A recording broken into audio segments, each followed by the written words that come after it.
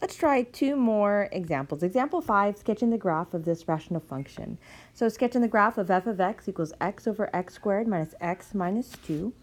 So what we want to do initially is to go ahead and factor the denominator so we can find our vertical asymptote. So this is -2 and +1.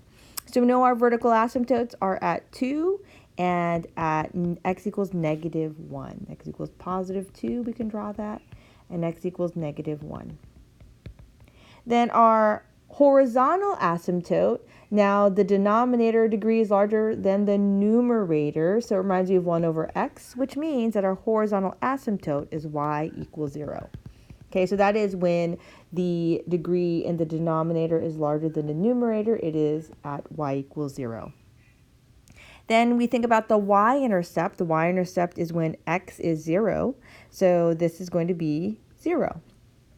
The x-intercept is when the numerator is 0, and actually, I'm sure you can tell that it should be 0, 0. So even though we have a horizontal asymptote there, we actually have a point there. Remember, the definition of an asymptote is that the graph approaches it, and so it could possibly cross it. So in this case, we are crossing it with one of our graphs right in the center, but some of the other ones will not cross. So let's go ahead and test some points. We want to go ahead and test, let's go ahead and test +1. Let's put in 1. Now what I like doing is I like plugging it into the factored form because it's a little faster. And I guess in this case, if we plug in 1, that's fast as well. So let's go ahead and plug it into here. 1 over 1 minus 1 minus 2. So it's 1 over 1 minus 1 is 0, -2. So at 1, we're at -1/2. Let's go ahead and try -1/2.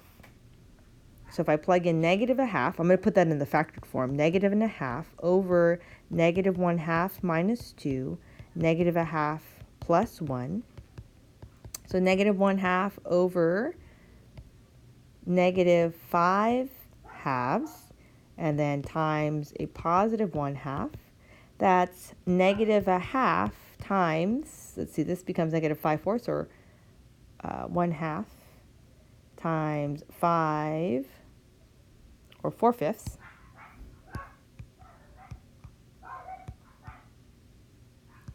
So this simplifies to negative or positive 2/5. Negative over a negative is a positive 2/5. So it's somewhere right here. So what's going to happen is this is actually what's happening in the center. Okay, so it does cross that horizontal axis in this case. Let's go ahead and pick some more numbers. Let's go ahead and pick 3. What's going to happen with 3? So we pick 3 over 3 minus 2 times 3 plus 1. That's 3 over 1 times 4. So this is 3/4. So we are at 3/4 right here. Then what you're going to find, if you pick more points, is that the graph is going to look like this. So let's pick one more point. Let's go ahead and pick to the left of the x equals -1. So let's pick -2. So -2 over -2 minus 2 times -2 plus 1. This is -2 over -4 times -1. So this is going to be -1/2. -1/2. And so this is what the graph looks like on the other side.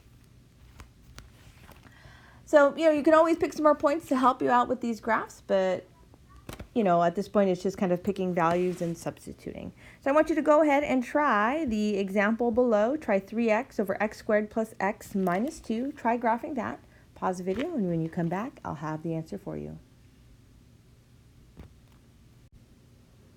So if you tried this out, you would have gotten this graph here. So it crosses again in the center here at 0, 0, and then it'll go up on this side and down on this side.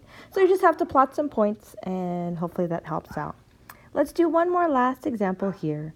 Rational function with common factors. So what we want to do is we want to go ahead and factor first. So this is x minus 3, x plus 3, over x minus 3 times x plus 1. So we notice that the x minus 3 cancels. So we need to remember that for our domain, that it's all real numbers, x, except x equals 3 and negative 1. Now, our vertical asymptote, though, is only at the negative 1, so x equals negative 1. So this part right here, that's just going to be a hole at x equals 3, and so we can find that point. Horizontal asymptote, so they're the same degree, so we know that it's just the leading coefficient of those degrees, so it's y equals 1 is our horizontal asymptote. Then we look at our y-intercept. So let's take a look at the simplified function, x plus 3 over x plus 1. Y-intercept is when x is 0, so that's going to be 3. Our x-intercept is whatever makes the numerator 0, so that's negative 3, 0. So we can plot those points, negative 3, 0, 1, 2, negative 3, 0. We know that. And then we know our y-intercept is 0, 1, 2, 3. Okay, so we know some points there. And then let's go ahead and find the hole. So in order to find the hole is at x equals 3. Let's plug in 3 into this simplified function here, and that helps us to identify where it is and draw it. So 3 plus 3 over 3 plus 1, that's going to be 6 over 4, or 3 halves. So when x is 3, y equals 3 halves, and that's where the hole is. So 1, 2, 3, and that's 1.5. So let's draw a hole. And so if you tried some more points, you would find that this is what the graph looks like. So you have to make sure and have a hole at that spot. And then you draw through, and here is the final graph.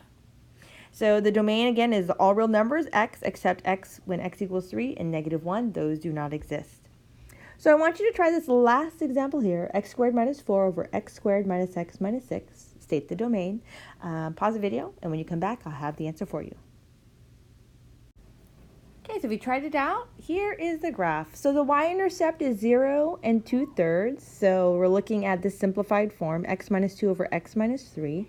And so the 0 of the numerator, the 0, you plug in 0 for x, you get positive 2/3. The x-intercept is where the numerator is 0, so that is at positive 2. The vertical asymptote is at x equals 3, so we can't have an x value there. Horizontal asymptote is y equals 1 because they are both the same degree.